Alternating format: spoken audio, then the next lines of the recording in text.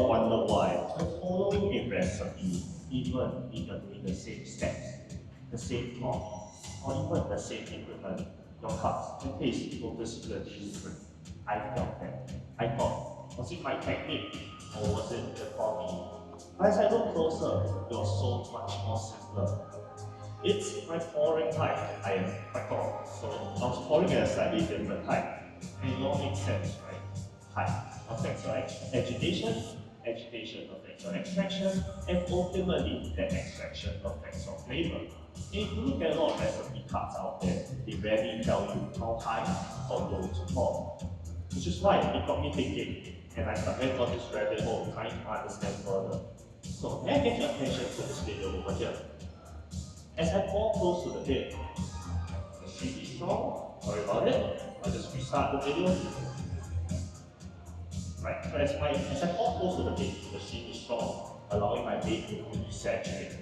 As I lift up my spout, the sheet starts to break into small waves, even small droplets, creating an effect similarly to a meadow drip, around 6 centimeters. And there's a term for this, it's called the placenta instability, which allows the water to just gently agitate the pot and simply pass through the coffee.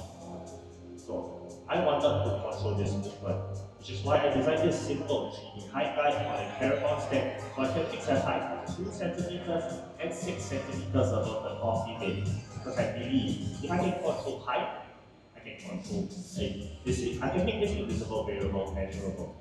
So height isn't just about my brewing, but also about my coffees today. I'm using 2 different anode natural coffees, but from different elevations. Right, the first coffee is a geisha from Bempito region, Panama, Blackwood Farms. This cherries were grown at 2,000 meters above sea level, and due to its elevation, cherries mature slowly and have a more gentler and dense structure. Which is why my roaster Merlin decided to roast this on the strong coal 30 days ago on a gentler heat at 9 minutes 45 seconds. 9 minutes and 45 seconds,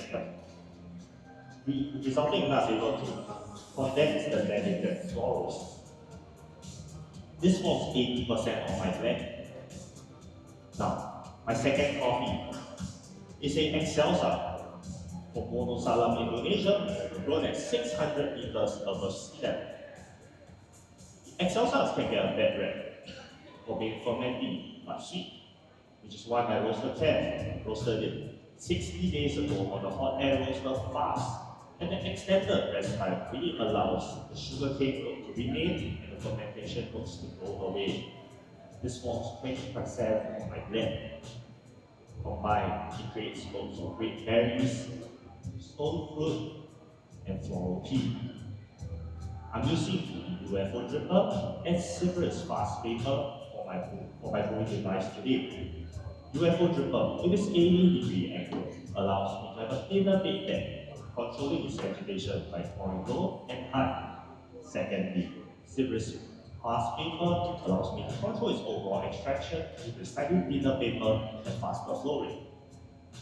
Lastly, on the last 2 variables, I'm using 13 grams of coffee to 185 milliliters of water at a 1:40 ratio.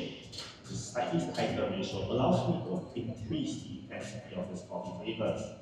Lastly, for the water, I'm using 55 ppm of 2 parts magnesium, 1 parts calcium, and 1 part silica. This is mostly to enhance the acidity, reminding me of stone fruits and red berries. So, with that out of the way, let's start brewing. I'll start by preheating my spout so that I get a stable temperature brew. Before I begin, I start with 92 degrees Celsius, pouring 30 grams at a low height. Now, I find that at this temperature, it really enhances the floral notes. And as seen in the video before, this allows my bed to fully saturate. Now, at 30 seconds, here comes the fun part. Please take a look. I'll pour 50 grams of water at a low height, and then lifting it up to trigger the Bernoulli instability. So, 50 grams. Trigger the tolerant instability. Now, I find that with this step, it really allows me to extend my contact time, highlighting the sweetness that reminds me of honey.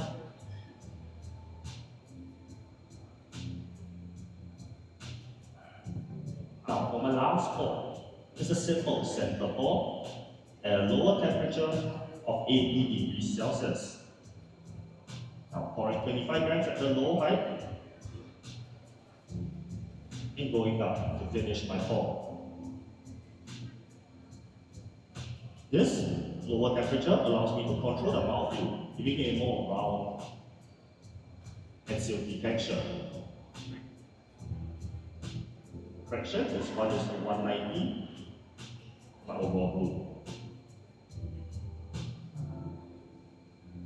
Right, get out of the way, let's start with the tasting notes.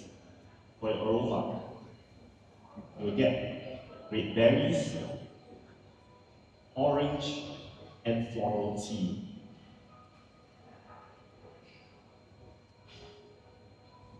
For your flavors, you get red berries, orange, and florals.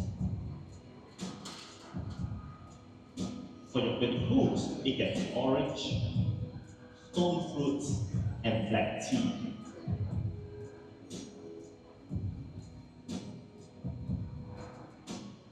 For your aftertaste, you get honey and black tea for a hot, warm spoon. For your acidity, it's citric, like orange, and malic acidity, like stone fruits, throughout a hot, warm spoon.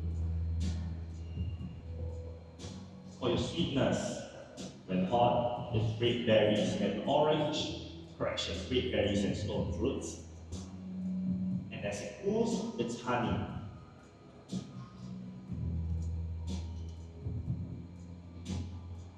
For your mouthfeel, it's correction, smooth and silky. And as it cools, it becomes round